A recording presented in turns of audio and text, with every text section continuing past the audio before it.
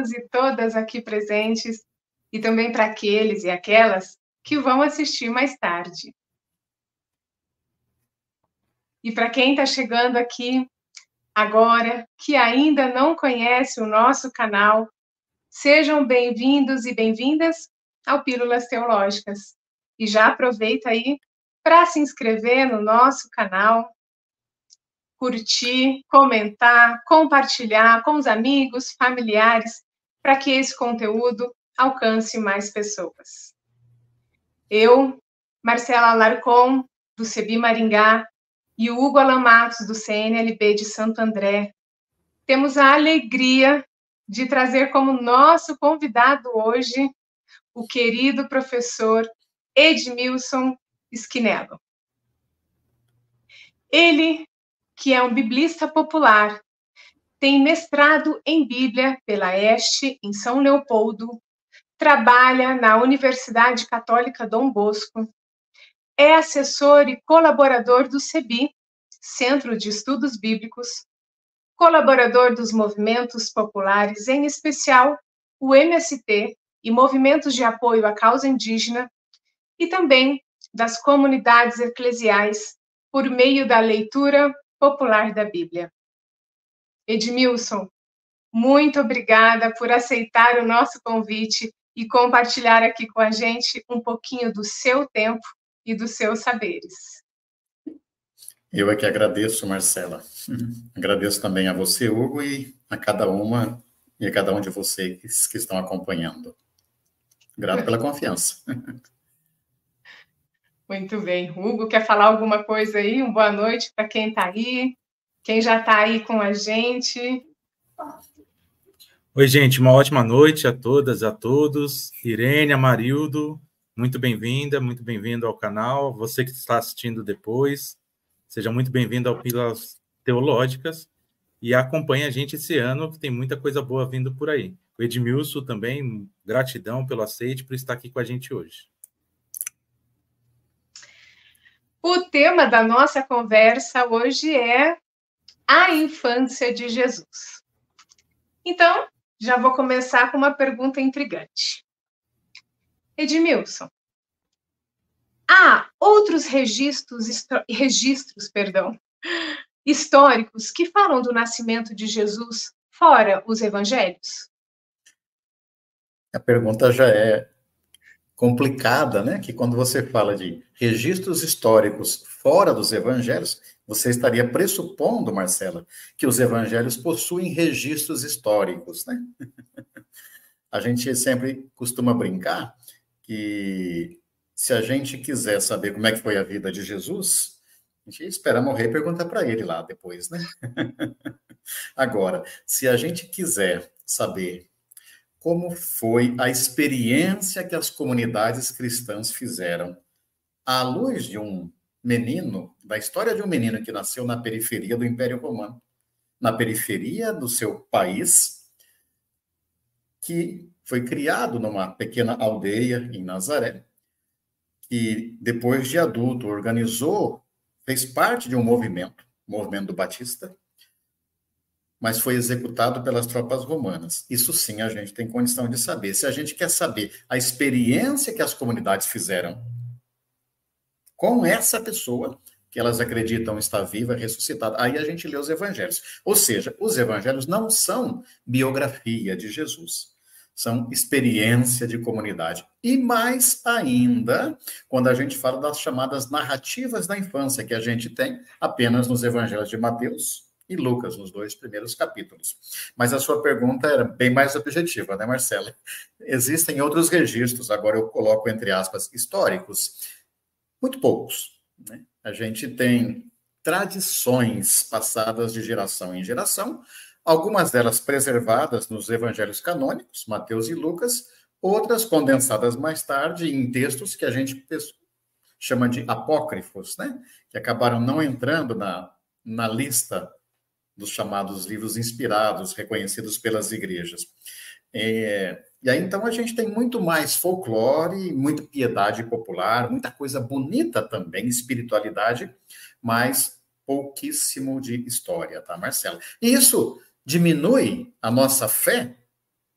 falando agora desde cristão num Deus encarnado? Pelo contrário, né? A gente segue confiando no mistério.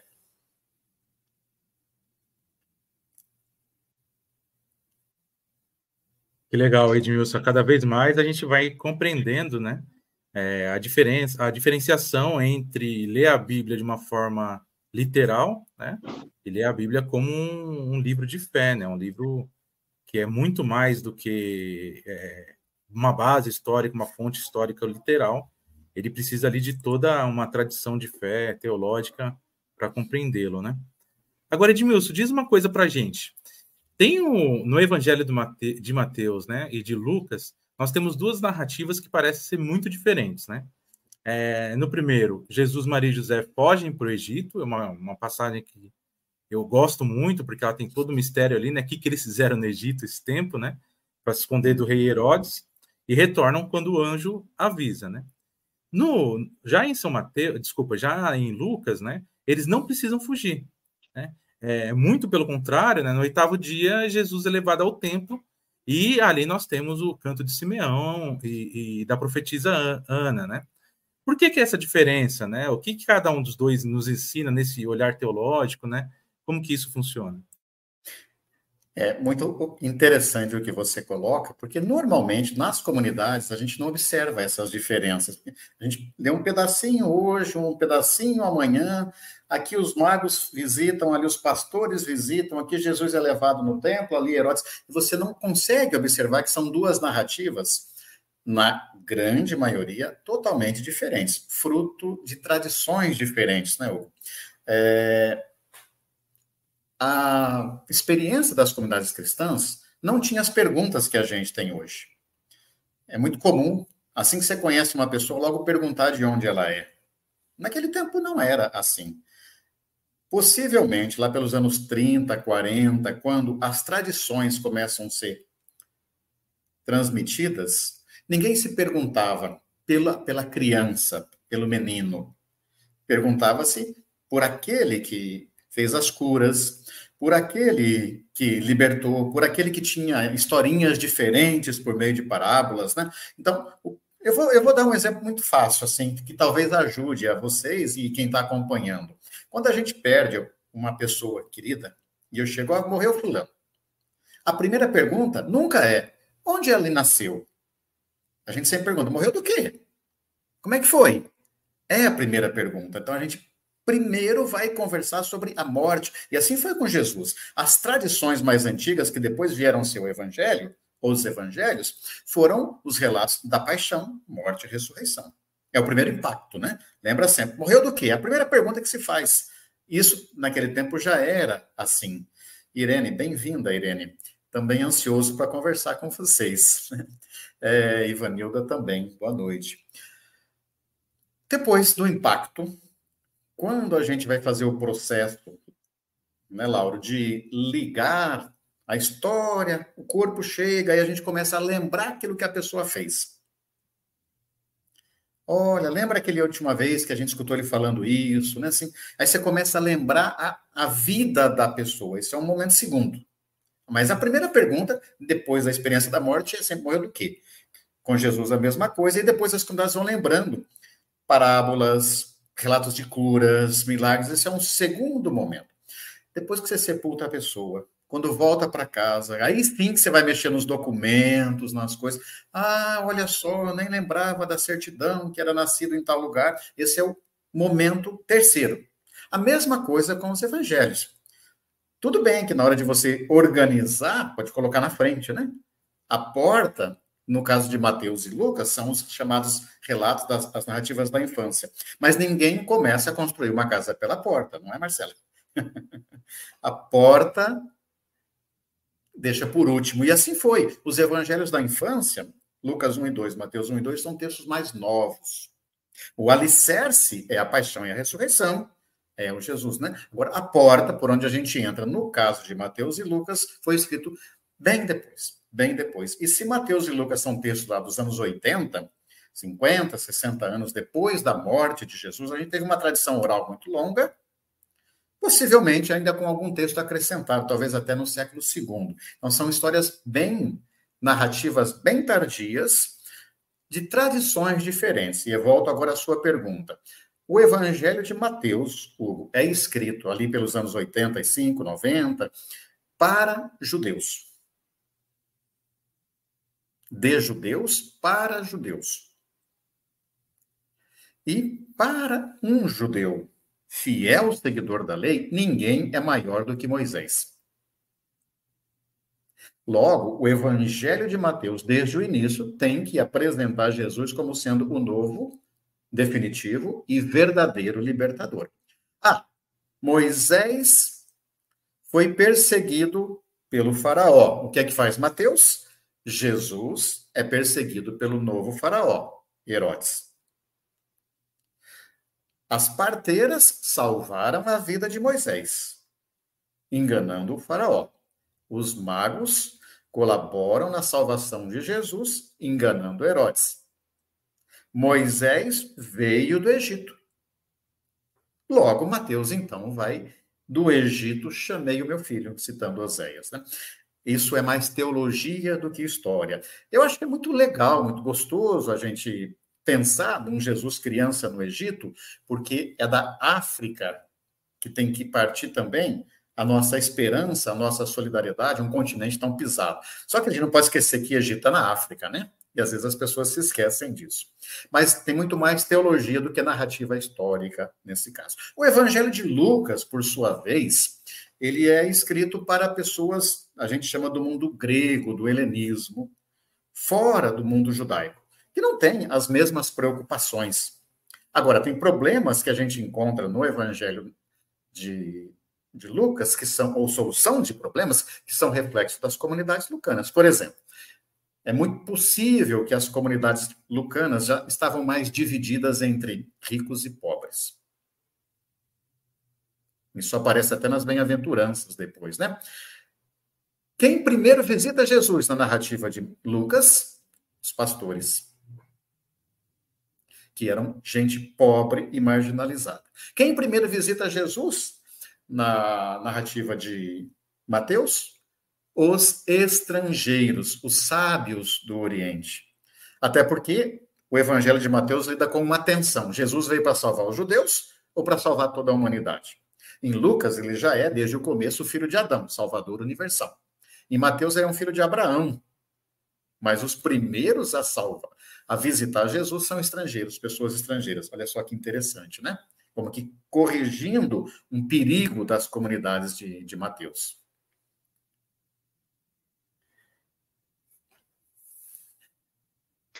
Muito interessante. Se vocês não me cortam, eu vou disparando aqui, tá? Mas a casa é sua, você pode falar o quanto você quiser. Acho que eu quero tomar liberdade, diante desta pergunta que foi colocada, das diferenças, que normalmente a gente não observa.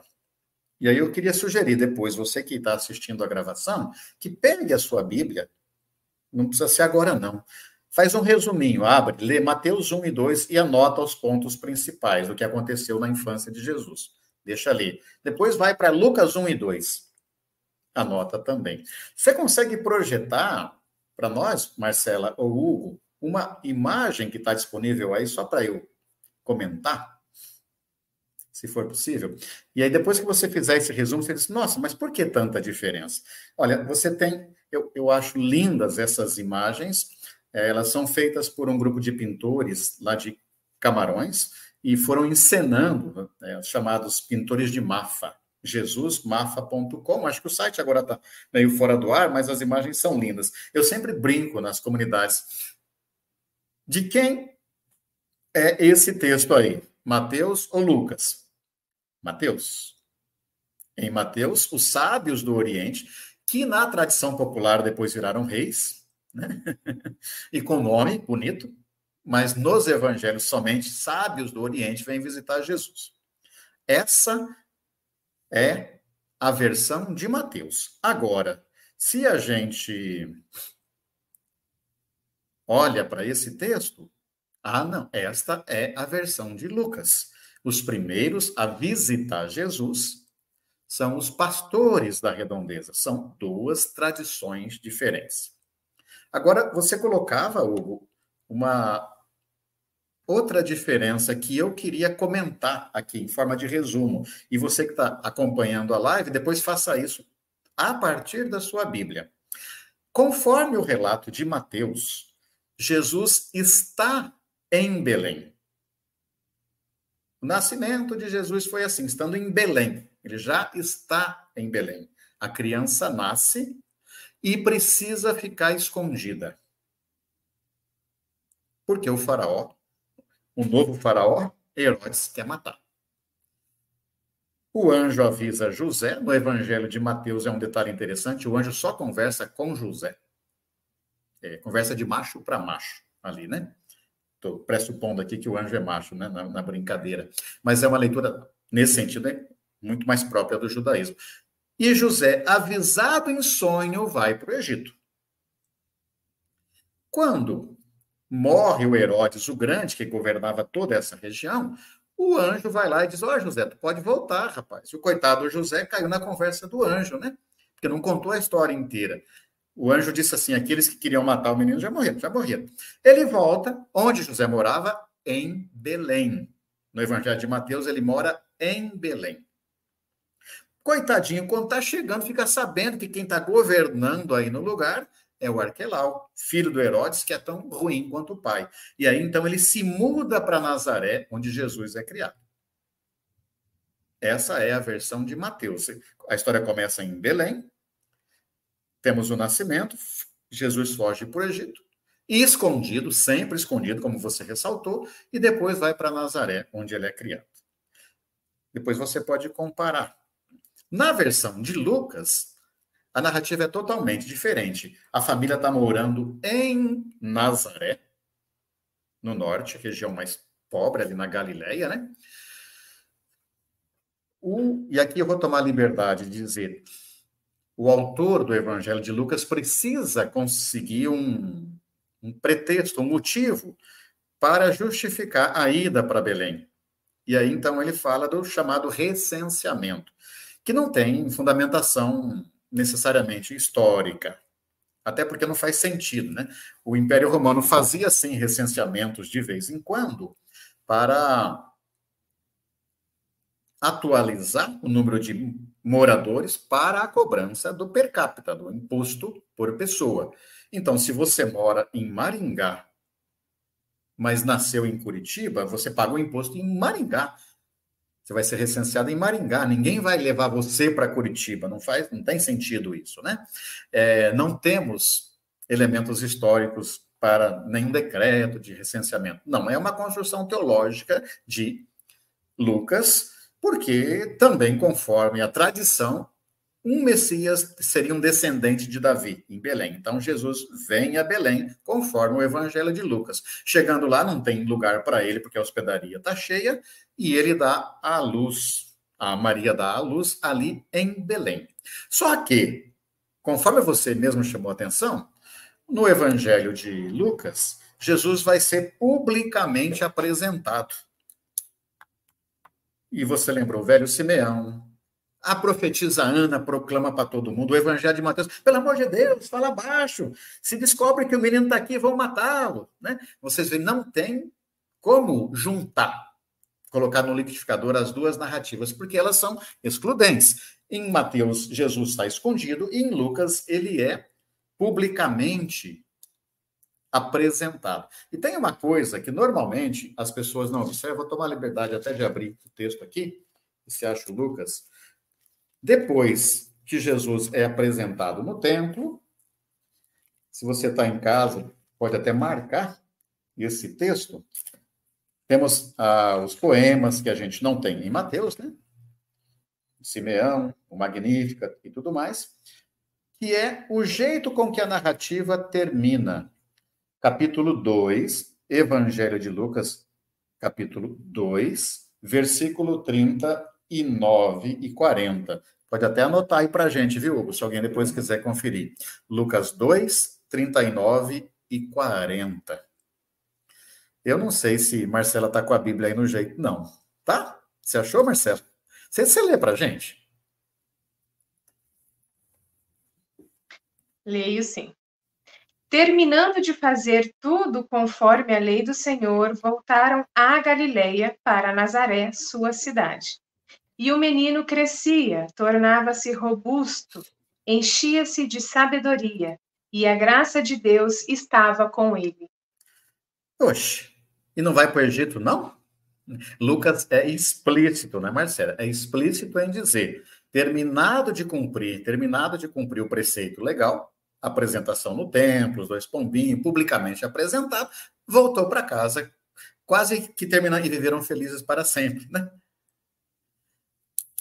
Porque na narrativa de Lucas, Jesus, e aqui entra a teologia, né? A teologia, ele é o Salvador universal, e Jerusalém, conforme Isaías 49, seria a luz das nações para todos os povos.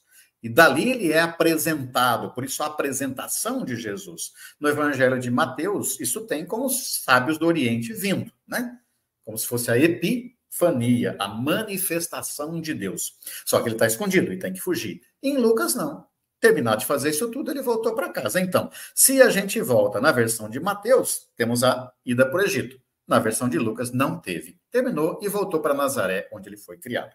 Daí a pergunta que quem está em casa pode fazer. E a gente tem que fazer perguntas mesmo. Eu tomo a liberdade aqui, eu sou católico, né? De citar um líder atual da Igreja Católica, Papa Francisco. No final do ano passado, ele disse assim: papel do teólogo é provocar.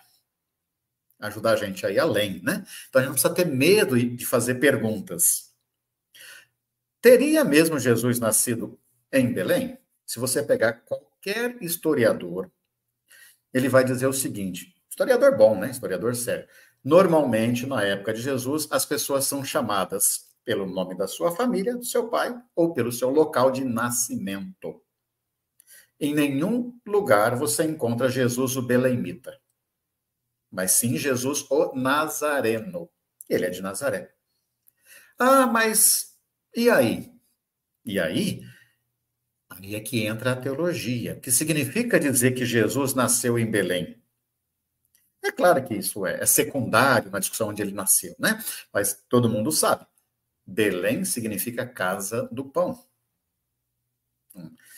Preservar a tradição de Jesus nascido em Belém é um compromisso político, humanitário, acima de tudo. Mais do que ficar uma discussão histórica, né? Aquele que nasceu na casa do pão, durante a sua vida partilhou o pão. E conforme a nossa fé, se fez pão. Ao morrer e ressuscitar, né? Belém é isso, casa do pão. Por isso é uma tradição bonita. Agora, o movimento de Jesus se deu ali ao redor do lago de Tiberíades, né? E ele é possivelmente Nazareno. E só ouso a dizer aí, Edmilson, pão para todos, né? Pão para todas as pessoas, né? Para a humanidade no seu todo. Uhum. Sim. Edmilson, Jesus, ele nasceu em um lugar, em um povo, em uma região, né, específica. Então, assim, é possível dizer que Jesus era loiro, de olhos azuis, como a gente vê aí nas pinturas ou nos filmes, né, que trazem para a gente? Não como esse que você acabou de trazer aí para a gente, maravilhosas essas pinturas, mas os antigos, o que a gente está acostumado, que a gente viu desde criança, os nossos avós. Marcela, nada contra você que despigmentou, nem contra o Hugo e contra mim, somos branquelos, né? Nós perdemos pigmentação aí na história, sim, mas não tem nenhum sentido, né? O povo desta região tem a tez bem mais escura que a nossa. Claro que há uma ideologia, uma sacanagem em apresentar um Jesus. Todo mundo apresenta Deus e Jesus à sua imagem e semelhança, né? Nenhum problema. O problema é que a imagem e semelhança dos europeus se difundiu e veio como a imagem e a semelhança da colonização e da opressão. Então, nem sempre esse Jesus está isento da espada. está isento do colonialismo, isento da dominação. O contrário aconteceu. E aqui, fugindo do tema rapidamente, mas como é que quem leva o evangelho, a boa notícia de Jesus para a Europa, são africanos. São africanos. A primeira viagem da equipe missionária de Paulo sai de Antioquia. E aí, já que você está com a Bíblia, Marcela, me ajuda aí. Abre lá em Atos dos Apóstolos, capítulo 13. Claro, primeiro, enquanto você acha Atos 13, eu repito, a população da região de Jesus tem muita gente migrante, africana, negra, mas a população nativa dali tem a pele mais escura. Logo, a construção de um Jesus loiro, cabelo encaracolado, é a visão europeia que se difundiu.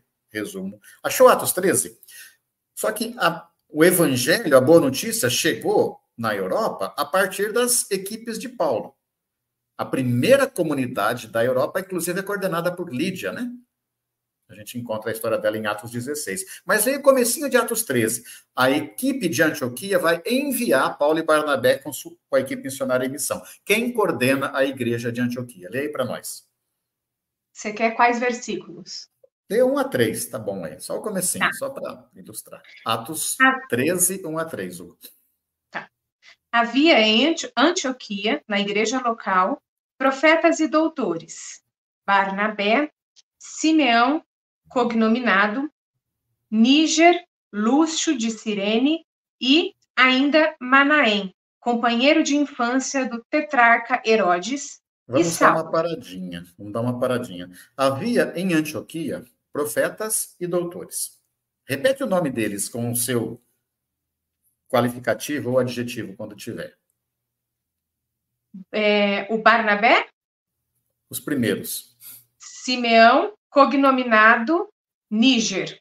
Isso, então vamos lá. Barnabé é estrangeiro, da ilha de Chipre, ainda que não mencionado aí. Tá. Depois, Simeão, cognominado Níger, de Nigéria, Níger, no grego, no latim também, negro. Simeão, o negro. Olha que interessante. Próximo. Lúcio de Cirene. Cirene. Lúcio de Cirene. Simão Cirineu ajudou Jesus a carregar a cruz. Onde é que fica Cirene, gente? Por que na nossa geografia a gente não considera... Cirene está no norte da África. Está no norte, mas está na África. Então, Cirene é uma cidade africana. Quem ajuda a carregar Jesus à cruz é um africano. E nem estou afirmando que é um negro, não preciso, né? Mas é um africano. Simão de Cirene. E conforme o Evangelho de Marcos, ele está voltando ao seu campo. Não é escravo, não. Porque a gente, quando pensa em africano, pensa em pessoa escravizada. Não. Aparecem muitas pessoas africanas na Bíblia e nenhuma delas em condição de escrava pela sua etnia. Isso é um problema nosso, ocidental, na nossa visão europeia. Então, olha só, a comunidade de Antioquia, que vai enviar Paulo e Barnabé em missão, é uma comunidade mista coordenada por gente de várias partes, inclusive 2 lugares da África explicitamente mencionados. Infelizmente, o autor lucano aí não preservou a memória das mulheres que eram lideranças em Antioquia, né? Mas é suficiente para a gente ver essa pluralidade e tentar mudar o nosso olhar. Marcela, não sei se respondi a sua pergunta. Nada contra. A Márcia está dizendo... Pode falar. Viu, não sei se ia comentar. Desculpa, Ju. Não, pode falar. Gosto muito dessa boa brincadeira, né? Conforme a tradição de Mateus, Jesus foi se esconder de Herodes, né? Bom, se Jesus fosse branquelo, então ele ia ter que se esconder na Noruega, na Suécia, né? Exatamente. Jesus... Ele ia ser descoberto rapidinho lá no Egito, né? Eu acho que é uma chave boa, né? Ele vai esconder entre os seus, se esconder na África. E por mais que a gente saiba que tem mais teologia do que história, acho que tem 2 coisas muito importantes, Márcio, no que você colocou aí. Primeiro, Jesus voltar à África é voltar onde tudo começou para fazer um novo êxodo. O povo de Israel sai, conforme a tradição dele próprio, migrante da África. Moisés é casado com uma mulher da Etiópia, diz o livro dos Números, capítulo 12, né? Com uma cuxita. Cush a região mais ao sul do Egito. Primeira coisa, Jesus volta para fazer o novo êxodo. Segundo, para a nossa fé, mas também para o nosso compromisso, é a identificação com quem foi mais pisado na história. Então, é importante, sim, a gente recuperar a tradição de Mateus, que depois de ser visitado pelos magos, Jesus foge para o Egito e lá se mistura. Muito obrigado, Márcia, pelo comentário.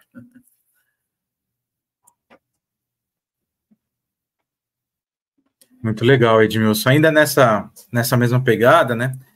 Eu acho que é muito importante essa reflexão sobre a infância de Jesus, porque nos ajuda em algumas questões muito interessantes para a vida toda de Jesus e para a sua pregação, né? Por exemplo, a gente tem várias narrativas de um Jesus criança mágico, né? Existe aquela narrativa que ele ressuscita um passarinho, na outra ele tira a vida de um menino, né? De onde vem essas coisas? Tem alguma base teológica nisso? A tradição das igrejas, e olha que eu estou sempre colocando igrejas no plural, né? Porque os cristianismos nasceram plurais. Um é o cristianismo de Mateus, outro é o cristianismo de Lucas, ainda que com uma base comum. Né? Mas a tradição das igrejas, muito cedo, reconheceu na pessoa de Jesus o humano e o divino. Ao final do primeiro século, começa a ganhar força um jeito de imaginar Jesus que está na maioria da cabeça dos cristãos e cristãs hoje. Jesus é só divino. Muitas das nossas posturas hoje até seriam consideradas, vou usar muito entre aspas, heréticas, né? Na igreja primitiva, porque estão negando a humanidade de Jesus. O Jesus que teve que aprender. O menino crescia, você leu para nós, né, Marcelo? O menino crescia em tamanho, sabedoria e graça. Bom, se crescer em tamanho é porque não nasceu grandão. Se cresceu em sabedoria é porque não sabia tudo. E se cresceu em graça é porque foi se planificando no Espírito Santo, né? Então, Filipenses 2 fala de que Jesus é um Deus esvaziado. E esvaziado é gente como a gente, né? Um Deus que vai se planificando. O que aconteceu no final do primeiro século? Começou-se a negar a humanidade de Jesus.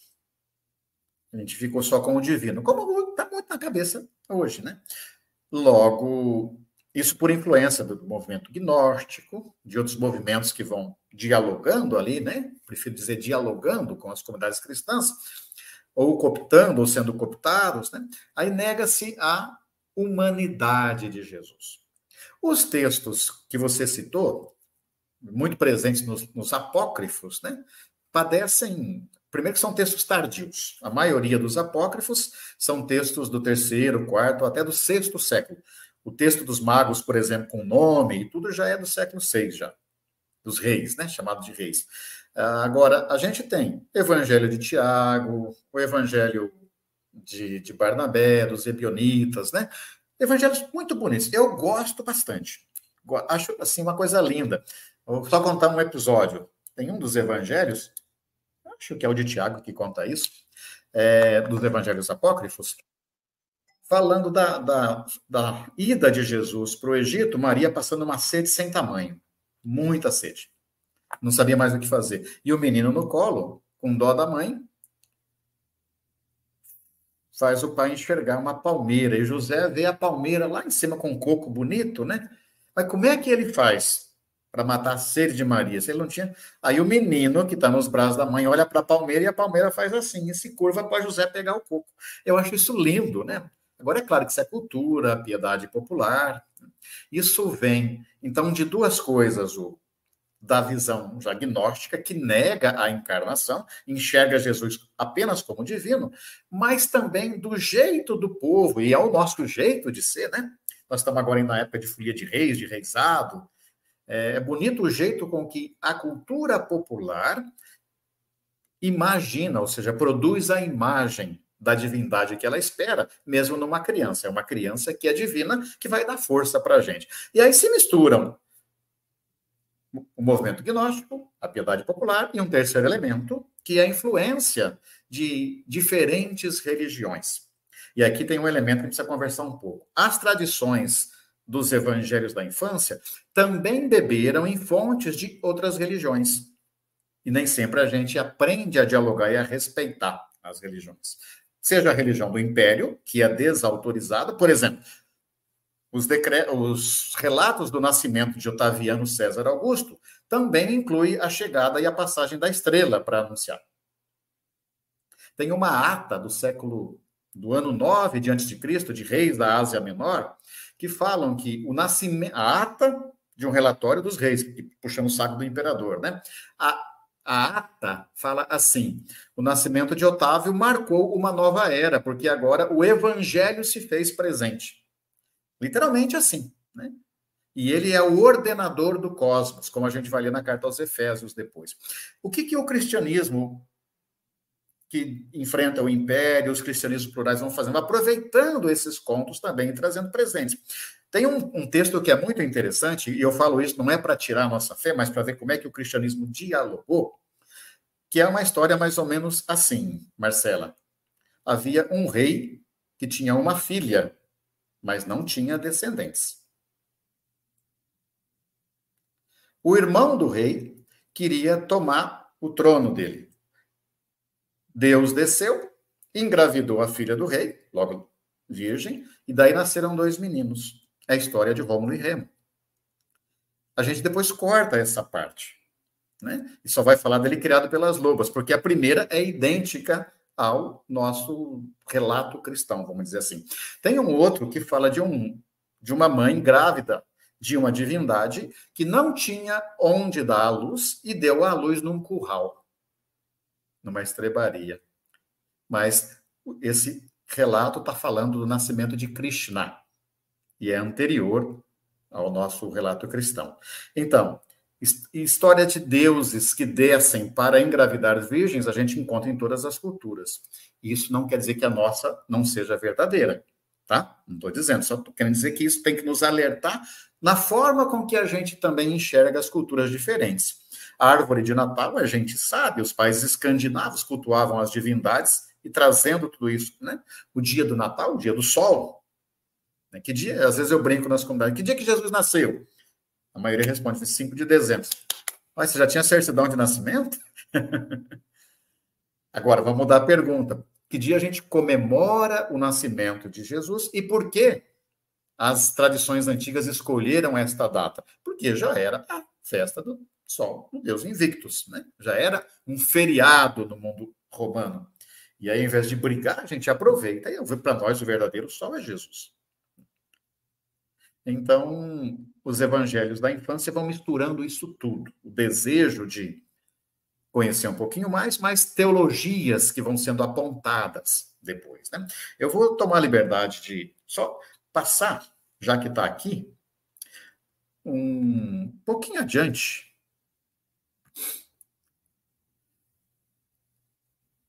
São históricos? Sua primeira pergunta, né?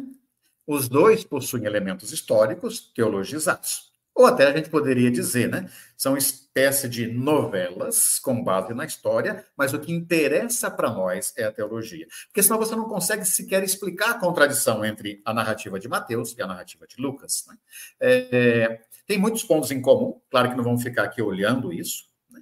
Mas tanto em Mateus como em Lucas, a gente vai encontrar que os pais de Jesus são José e Maria. Ambos falam da descendência de Davi. Nos dois, o anjo faz um anúncio, só que em Mateus é para José, em Lucas é para Maria. Os dois falam da concepção sem intervenção humana, é a ação do Espírito Santo. Tanto em Mateus como em Lucas, o nome Yeshua é anunciado, né? Tanto um como outro afirmam que Jesus é o Salvador, ainda que com diferença. Ambos falam do nascimento em Nazaré, em Belém, com motivos diferentes. E a criação, então, em Nazaré. Esses são pontos em comuns, mas se você, depois que for fazer o trabalho, já vou dar a colinha aqui, né? Se você vai comparar aquelas listas de nomes, né? A genealogia, elas não batem, viu, gente? De jeito nenhum.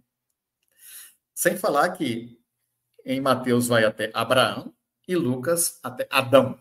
Enquanto Mateus apresenta Jesus como filho do pai do povo judeu, Lucas apresenta Jesus como filho da humanidade. Adão significa ser humano.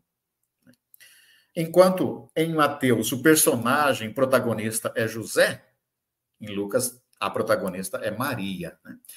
Agora, se você pegar o capítulo 2 de Mateus, você não vai encontrar nenhuma narrativa. Nem a visita dos magos, nem a fuga para o Egito, nem a morte dos inocentes, nem a volta do Egito, nem a mudança para Nazaré. Isso não tem em Lucas, é próprio de Mateus. Aliás, quem gosta de literatura, para mim, uma das grandes crises, né, de pergunta, que visão de Deus que eu carrego, me veio quando eu li o José Saramago, o Evangelho segundo Jesus Cristo. Tem um negócio ali no livro, Hugo e Marcela, que é interessante, a crise de José depois que ele fugiu de Belém para salvar o filho dele, porque ele percebe que o Herodes vai matar as criancinhas, pega o filho dele e foge, né? A vida inteira depois ele tem pesadelo com isso, é um romance, tá, gente? É um romance. E qual é o pesadelo, sim? Custava eu ter avisado os outros pais e as outras mães de Belém para fugir junto comigo? Por que eu pensei em salvar só o meu filho? José carrega isso para a vida inteira. E é uma pergunta teológica muito profunda. Que Deus é esse que vai salvar só o filho dele e deixar as outras crianças morrer? Então a gente não pode pegar isso como histórico e nem reproduzir simplesmente. Acho que José Saramago vai no âmago daquilo que a gente entende por divindade, nesse momento em que muita gente diz que tem que matar palestino mesmo, em discurso de ódio, né? Não, vamos perguntar pela teologia que está por ali, né? Só para comentar. Por outro lado, enquanto Mateus, e eu falo completo e paro por aqui nesse momento. Enquanto Mateus compara Jesus com Moisés, Lucas vai comparar Jesus com João Batista. Então, no Evangelho de Lucas tem anunciação do Batista, anunciação de Jesus, nascimento do Batista, nascimento de Jesus, né? E assim, ele vai comparando a figura do Batista com Jesus. E vai colocando os hinos que a gente não tem ali, e assim por diante, né? Isso é importante. Teologicamente, o Evangelho de Lucas quer comparar Jesus com o Batista. Por quê? Porque Jesus veio do movimento do Batista. E os seguidores do Batista continuavam dizendo, após a morte dele, que ele é o Messias. O Evangelho de Lucas vai dizer, não, ele é apenas o precursor. O Evangelho de Mateus, conforme eu já comentei, é escrito especificamente para judeus, cuja autoridade maior está em Moisés. Logo, o confronto aí é com Moisés. E isso vai continuar no Evangelho depois. Por exemplo, Moisés saiu com o povo no deserto. Jesus vai para o deserto. O povo passou fome no deserto, com Moisés. Veio o pão do céu. O povo está com fome com Jesus. Ele faz a partilha, a multiplicação dos pães. Moisés sobe na montanha e apresenta o decálogo, os 10 mandamentos. Jesus sobe na montanha e apresenta um novo decálogo, as bem-aventuranças. Isso a gente só encontra em Mateus, que vai fazendo o paralelo com Moisés. Obrigado. Se até quiser tirar a apresentação das imagens, para o pessoal ver a sua cara melhor, Hugo, fica à vontade, tá?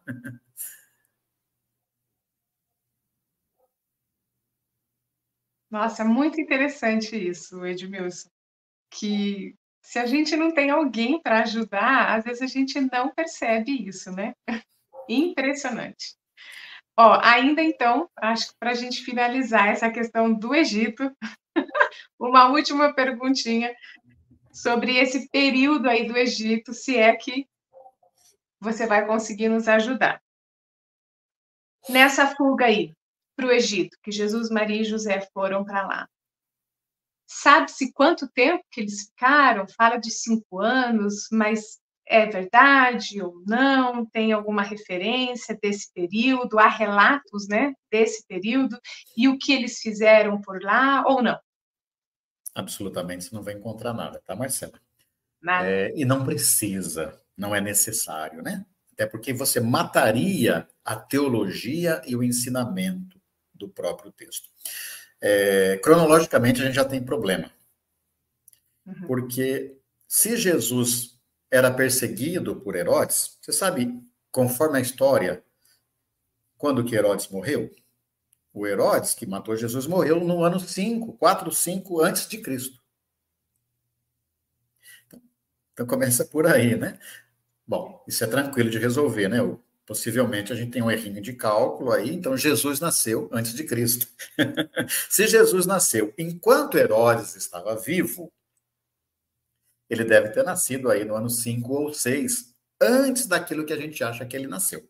Então, se nós estamos hoje em 2024, já faz dos 2029, 2030 anos que, pela nossa fé, o Verbo se encarnou para que uma criança nascesse no ventre dessa jovem pobre de uma aldeia chamada Nazaré da Galileia, que é a periferia.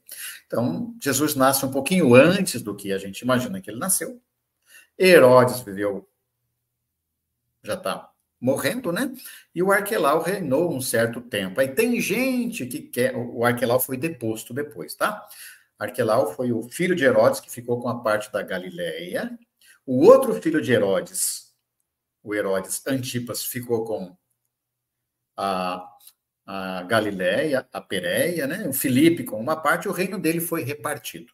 Arquelau ficou com a parte sul, a Judéia, e ele foi deposto, e a partir de então Roma começou a colocar interventores, procuradores, né? Prefeitos.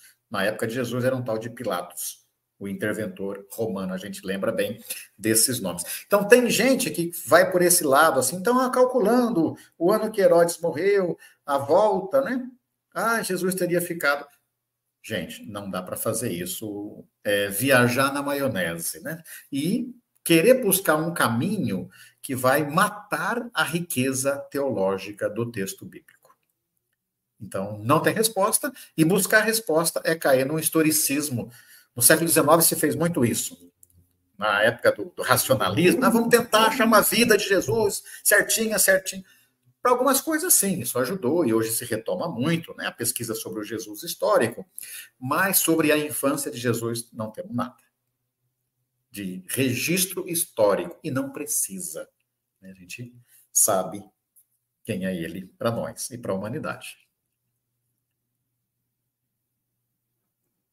Legal, Edmilson, muito importante essas dicas teológicas aí, né? Ó, o Armando disse que Jesus morreu perto de 36 a 40 anos, né? Por aí mesmo, né?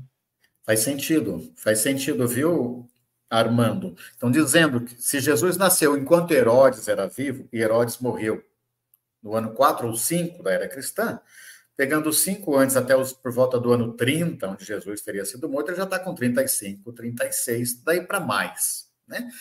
Aí tem um pouquinho mais de busca de precisão, se Jesus foi assassinado perto da Páscoa do ano 28, 29 ou 30, e aí daria sim 35, 36 anos.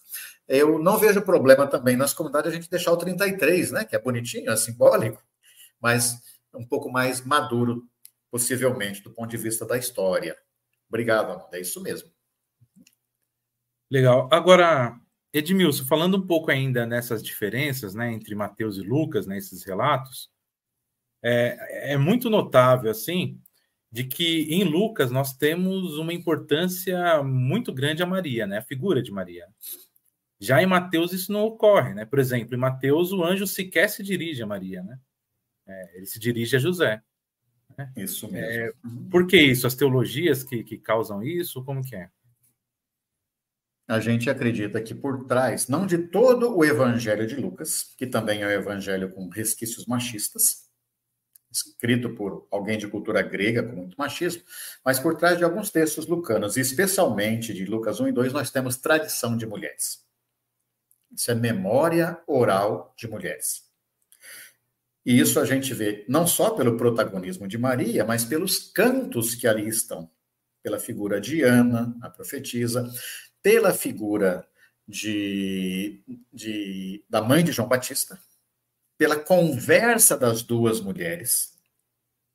Você tem muita memória de mulheres no texto lucano, e isso, para a nossa fé, com a ajuda da Ruá, né, com a força do Espírito Santo, ajuda a preservar a figura de uma Maria líder. O problema é que o jeito com que se lê o texto de Lucas também é machista. Ah, Maria é Maria do Sim, que nunca questionou, meio assim, aquela Nossa Senhora do pescoço torto, né? Não é isso que o texto diz em Lucas. é aquela que possivelmente teve que fugir de Nazaré, por isso vai, é uma menina jovem grávida, numa comunidade pequena, e a gente sabe o que significa isso no interior do Brasil ainda hoje. De preconceito, de violência e assim por diante, né?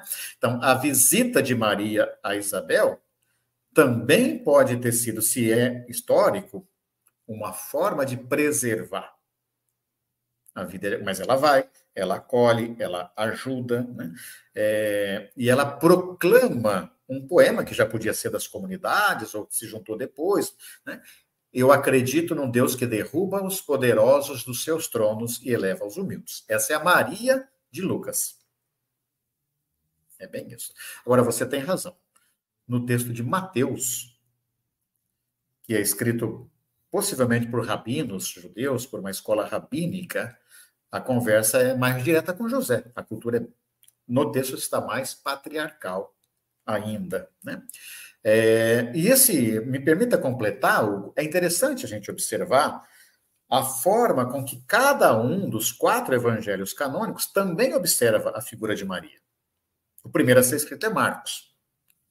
E em Marcos, Maria está entre os parentes de Jesus que têm atrito com ele. Maria e os parentes de Jesus acham que ele está louco. No começo da narrativa de Marcos, capítulo 2, capítulo 3, foram tentar trazer Jesus, que ele fugiu de casa, né? Saiu de Nazaré, agora já foi lá viver com João Batista, agora está em Cafarnaum, foram buscar porque achavam que ele estava louco.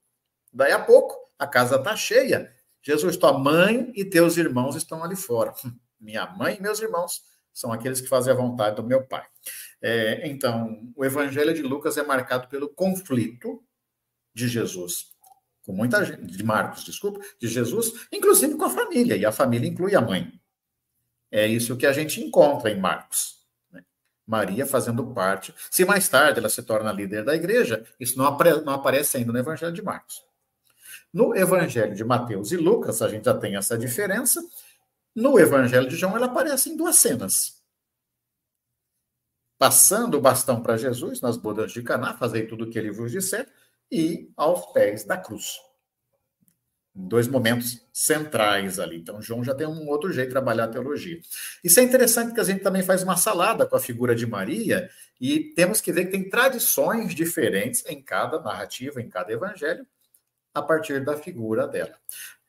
Evidentemente, o Evangelho de Lucas é que dá um acento forte à figura de Maria nos capítulos 1 e 2. Memória viva de mulheres das comunidades primitivas, com certeza. É exatamente isso, Edmilson, que eu ia falar aqui. No relato lucano, as mulheres parecem exercer esse maior protagonismo, né? Então, você poderia falar mais para a gente desse aspecto? É um debate interessante na forma com que a gente olha os textos. Eu costumo brincar assim: qual é o evangelho que mais fala das mulheres? Lucas. Você tem mais texto falando de vocês, mulheres. Agora eu vou mudar a pergunta. Qual é o evangelho no qual as mulheres mais falam? Aí já é João. Interessante, né? Lucas, especialmente nos capítulos 1 e 2, temos as mulheres como protagonistas. Depois, em alguns textos, por exemplo, Lucas 18, a viúva que enfrenta o juiz, né? Apresentada por Jesus como modelo de oração. Aí elas indo ao túmulo na madrugada da ressurreição, estão em todos. Mas você tem ainda em Lucas muitos textos de mulheres coitadinhas que precisam, exceto Lucas 8, de 1 a 3, né, em que as mulheres são quem financiam a comunidade. Muitas vezes elas são apresentadas nos textos lucanos como aquelas que precisam da ajuda de Jesus. Todos nós precisamos, não estou negando isso, tá? No Evangelho de João, você nunca vai encontrar um texto de uma mulher curada por Jesus. Elas sempre estão muito empoderadas, enfrentando e anunciando. E aí a gente sai do assunto, mas eu vou bem rapidinho, que acho que a tua pergunta é boa. Em Lucas nós temos, em João, o 4º evangelho, temos 7 textos de mulheres protagonistas. Bodas de Caná, Maria dando as ordens, fazei tudo o que ele vos disser, capítulo 2. No capítulo 4, a samaritana conversando com Jesus de igual para igual na beira do poço. E ela sai depois para anunciar. Vou pular o 8, depois eu comento. No capítulo 11, Marta, fazendo a profissão de fé, eu sei que tu és o Cristo, Filho de Deus vivo, que veio ao mundo, na ressurreição de Lázaro. No capítulo 12, a irmã de Marta, Maria, ensinando Jesus a lavar os pés. Ela ungiu os pés de Jesus no capítulo 12, no 13, Jesus aprendeu e foi fazer junto, né? Repetiu o gesto dela, a unção em Betânia. No 19, as mulheres aos pés da cruz, são as que resistem ali com a figura do discípulo amado, uma figura anônima no quarto evangelho. E no 20, Maria Madalena, a apóstola da ressurreição, no novo jardim, a nova criação, né? Numa nova manhã, um novo casal, Jesus e Maria Madalena, a nova humanidade. Tem um texto, que é o capítulo 8, que é a mulher acusada de adultério. Que o pessoal costuma chamar de mulher adúltera, né? Acusada de adultério. Não tem prova contra ela. A voz dela se calou, subiu. Que é um texto que entrou mais tarde no Evangelho de João, e com esse a gente teria 7 textos. E nenhum deles, exceto no capítulo 8, que entrou depois, a mulher está em condição de submissão. Ela é líder. Ela já está curada. Então, e ela fala bem mais. Então, no Evangelho de João, o protagonismo feminino é muito forte. Memória de mulheres. No Evangelho de Lucas, também, mas com tensões com o autor, que é um cara patriarcal do mundo greco-romano, ainda que inspirado por Deus, né? Agora, os evangelhos da infância são fantásticos na forma de mostrar o protagonismo e a liderança de vocês, mulheres.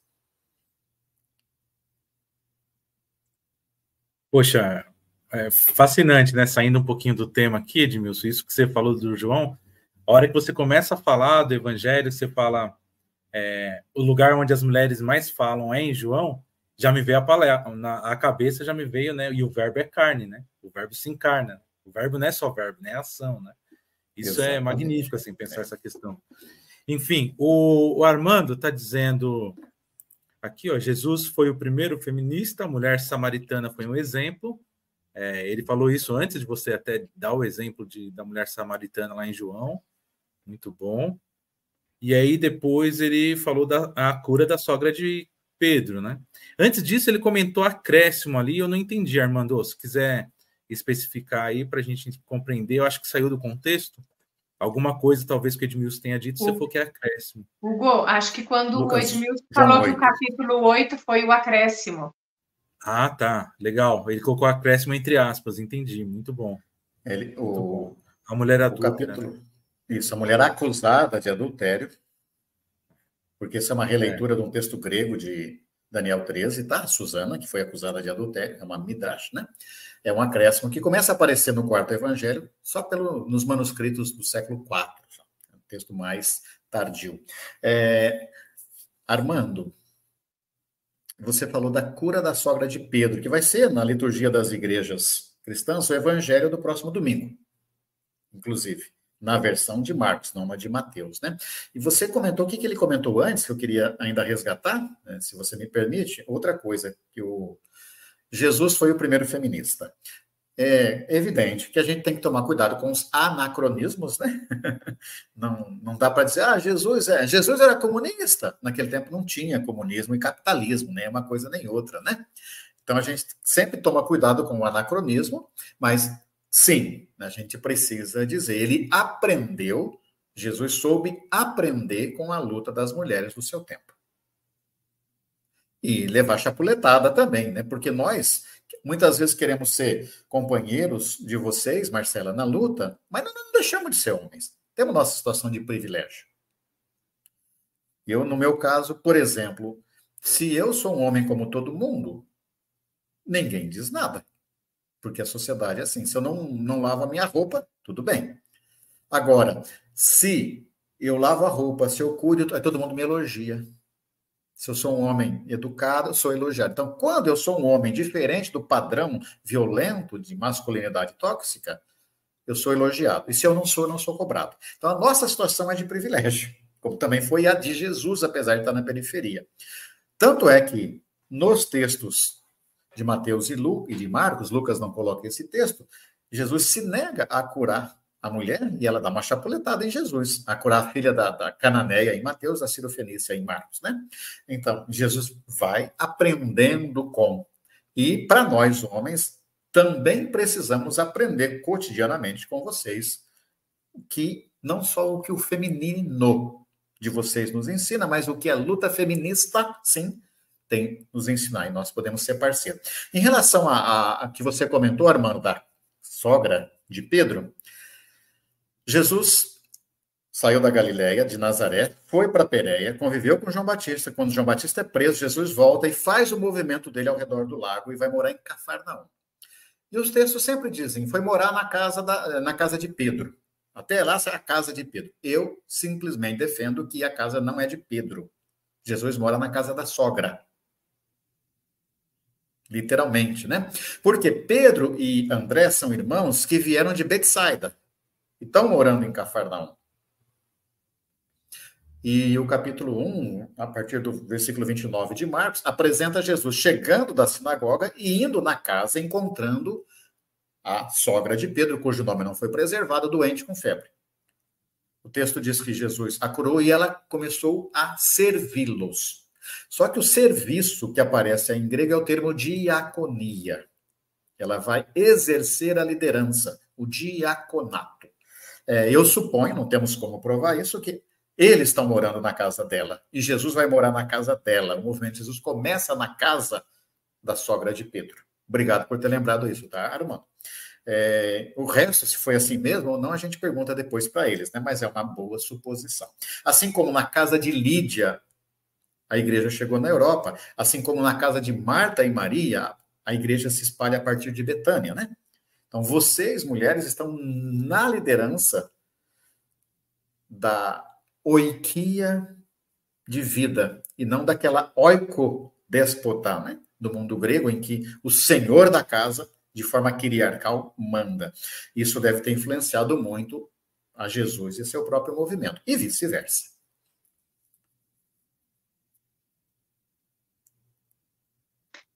Legal. Hugo, tem mais alguma pergunta do pessoal aí no chat? Armando, o feminismo e o machismo vão desaparecer, porque na ressurreição nós nem nos casaremos. Eu concordo. Eu só não admito que a gente utilize isso para não questionar nossas formas de ser. O discurso da igualdade é um discurso que interessa bastante aos homens e aos brancos, que somos os mais privilegiados, né? A gente precisa reconhecer, sim, as diferenças e lutar para que elas permaneçam e que a desigualdade diminua. Obrigado.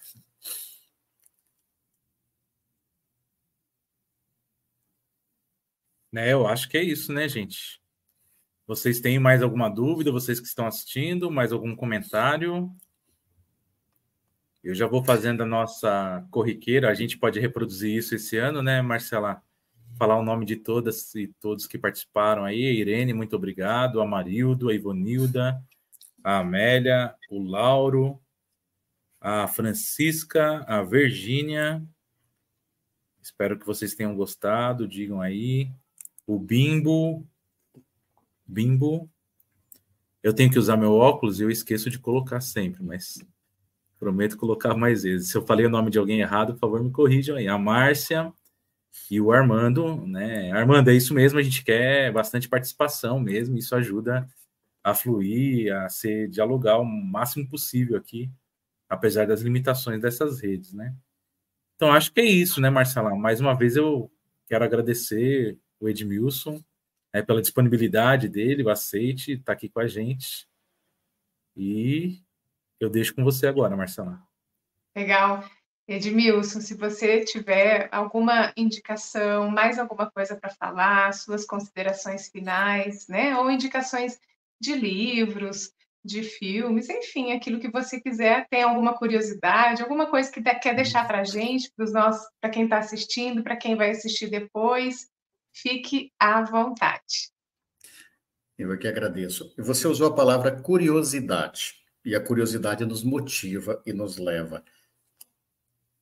Agora, a nossa fé vai para além disso, ela também compromisso. E esses temas da infância de Jesus, muitas vezes tem mais mesmo curiosidade, né? Na mesma linha que os apócrifos. E eu penso que é bom, que é fantástico. Então, eu vou sugerir material sobre os apócrifos, mostro aqui, depois faço a minha consideração. Tem um frei, muito amigo da gente, o Jacir de Freitas, alguns de vocês conhecem, escreve muito sobre os apócrifos, né? Eu trouxe um dele aqui, ele tem apócrifo, comentário ao apócrifo de Maria Madalena, comentário ao apócrifo de Pedro. Esse daqui é a infância apócrifa do menino Jesus. Histórias de ternura e de travessuras, como vocês lembraram. Ele recolhe textos dos apócrifos, publicado pela Editora Voz, muito gostoso de ler. Vale a pena. Oi, Edmilson. Oi. Para quem está assistindo e que não sabe, o que é apócrifo? A palavra apócrifo até mudou de sentido, que significa escondido. E, na verdade, foram escritos muitos livros, só para você ter uma ideia. Tem uma outra coleção, enquanto eu respondo que eu já mostro, que é uma coleção de todos os textos apócrifos, publicado pela Fonte Viva, editora Fonte Viva, Fonte Editorial, desculpa, que é protestante, junto com a Paulus, católica, né? Olha só sobre os livros do que a gente chamaria de Antigo Testamento, apócrifos do Antigo Testamento. Por exemplo, a Ascensão de Moisés, os Jubileus, etc., etc., né? Sobre o Novo, apócrifos da época chamada cristã, também 2 volumes, mais finos. Quase tudo que se encontrou depois, né? Um sobre os evangelhos, então, só para ter uma ideia. A história de José o Carpinteiro, o Evangelho Árabe de Jesus, o Proto-Evangelho de Tiago, o Evangelho de Maria Madalena, o Evangelho de Judas, o Evangelho Perdido de Pedro, né? O Nascimento, Descida de Cristo aos Infernos, foram textos que ou seja, se escreveram muitos livros e muitos evangelhos. Alguns são mais tardios, como eu disse, século II, século III, foram escritos depois. Evangelho de Maria Madalena, antigo, na primeira parte, o Evangelho de Tomé é da época do Evangelho de Marcos, pelo menos na primeira parte, e alguns acham que o Evangelho de Pedro também. O que as tradições da igreja fizeram foi selecionar 4, que entraram no 6º, no cânon, por isso a gente chama esses 4 de canônicos. Os demais caíram no desuso e depois foram redescobertos muito pela curiosidade, né? E aí mantém-se o nome de apócrifos para eles. Então, são os que não entraram naquilo, vamos dizer assim, resumidamente, não entraram na Bíblia. Então, tinha citado esses, né, e valorizando a pesquisa do Frei Jacir sobre os apócrifos, com certeza. O que eu costumo dizer para ele, para o Jacir, né, e nós sempre estamos discutindo, Jacir, nas comunidades, o povo lê os canônicos. Então, pode ter toda a curiosidade para ler e estudar sobre os apócrifos, inclusive questionar, porque será que alguns não entraram? Pode até que deixaram de entrar por machismo mesmo, né? Na própria seleção do texto. Mas o que está dado aí é o que a gente chama de texto bíblico. E se eu vou conversar com uma comunidade católica, evangélica, pentecostal, histórica, eu vou falar a partir da Bíblia, dos canônicos. Não estou tirando o peso dos apócrifos, só acho que a gente tem que ter o devido cuidado. Seja pelo dado da fé, a gente acredita que o Espírito Santo pode ter ajudado nessa seleção, seja pelo dado real das comunidades. O povo lê a Bíblia e a gente conversa a partir da Bíblia, como eu tentei fazer aqui hoje, né? Sem tirar o peso, o valor dos apócrifos, tá? Eu quero aproveitar e agradecer também a oportunidade. Muito bom papear com você, Hugo, com você, Marcela e com cada um e cada uma que acompanhou ou vai acompanhar aí ainda na gravação. Beijo grande. Nós é que agradecemos ao Edmilson por disponibilizar aí. Mais uma vez, Edmilson, muito obrigada. Foi uma delícia, né? A gente está aí. Não poderia ser melhor, né, Hugo? A gente estrear aí o nosso ano, começo deste ano, com o Edmilson e esse tema fantástico. Foi muito bom. Muito obrigada, Edmilson. Obrigada também a todo mundo que esteve aqui com a gente, né? Acompanhando, comentando. Muito obrigada, gente. E agora mande aí, compartilhe com os amigos, com os familiares, e também para quem for assistir mais tarde, né? Curta, coloca aí o joinha e comente aí para que este nosso conteúdo alcance mais pessoas, certo? Então, muito obrigada e até a próxima. Paz e Marcela, bem. Pode falar, Hugo. antes de dizer tchau também, lembrando que, atendendo a pedidos, nós estamos também no Spotify. Quem prefere só ouvir, pode procurar Pílulas Teológicas no Spotify e vai encontrar os nossos episódios lá. Um grande abraço a todos e a todas e muito obrigado. Tchau, tchau.